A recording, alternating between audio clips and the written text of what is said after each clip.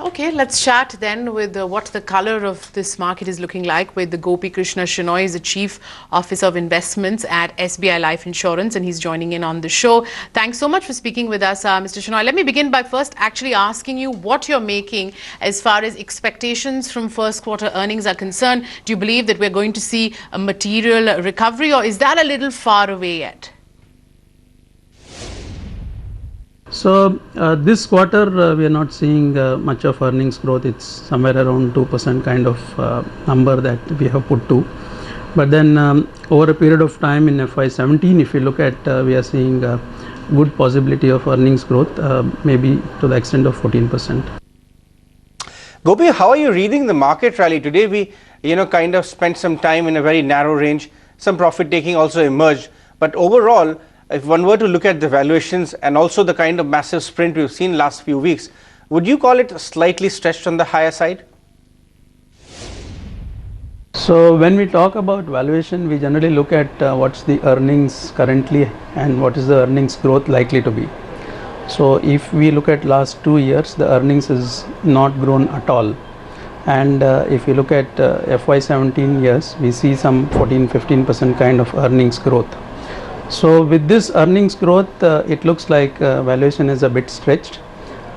It's not long ago that we've seen markets being almost making new lows below 7,000 in the month of February. So those days were not days which we can forget so fast. So to some extent we feel that there is a little bit of overvaluation. But within the sectors, within the stocks, there are still opportunities to invest. But the time is there to, I think, book some profits is our guess. We will not sell the entire portfolio, but then we will book profits and try to sit on a bit of cash as of now. We feel that the valuations are stretched. That's interesting because when you are talking about valuations slightly being stretched, and perhaps taking some profits off the table being a good idea, the DI numbers actually do indicate that many out there like you in the community you are representing, the DIs are actually booking profits. So if one were to talk about mid-term correction or slight sideways movement, what could be the extent of that? Do you think 2-3% or perhaps 5%? So as of now it looks like market is well and steady over here. Monsoon and GST is holding on the markets. The results will also tell us how the markets are going to move ahead of here. I would not say that a big 5% plus correction is possible, but an 3% to somewhere around 3% correction is possible if results disappoint, and the future growth that people are talking about in terms of results conference call that comes in can probably bring it down. But there is parliament session which is getting held, and there is likely to be GST getting passed.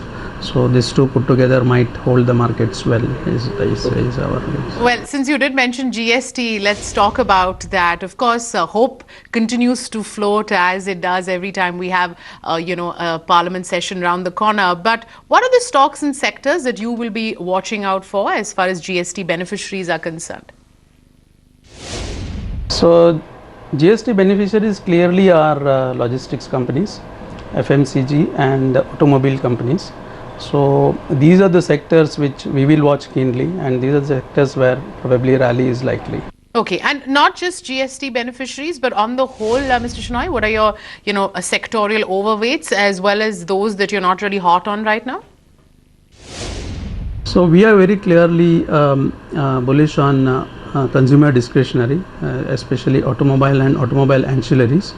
We are bullish on retail, private sector kind of banks. And we are also bullish on oil marketing companies. These are the key three sectors where our overweights are lying. We do have some investments in IT as well as FMCG, but this will be more of a neutralish kind of position compared to the index. Right. Gopi, even the mid-cap end of the market is doing pretty well, in fact outperforming, trading at record highs. How are you viewing opportunities there, and also at your fund level, what's your exposure on the broader markets? So our investments in mid cap is limited to the extent of maybe 15% of the overall portfolio. So we have recently launched a mid cap fund which will invest 100% of the portfolio into the mid cap stocks.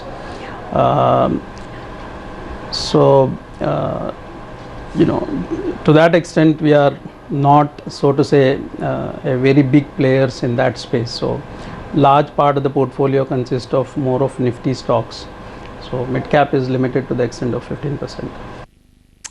All right, we leave it at that, Mr. Shenoy. Thank you so much for taking time out for us this evening. Yeah. Thank you so much. Thanks. Okay, let's get you more market opinion, and this one's coming in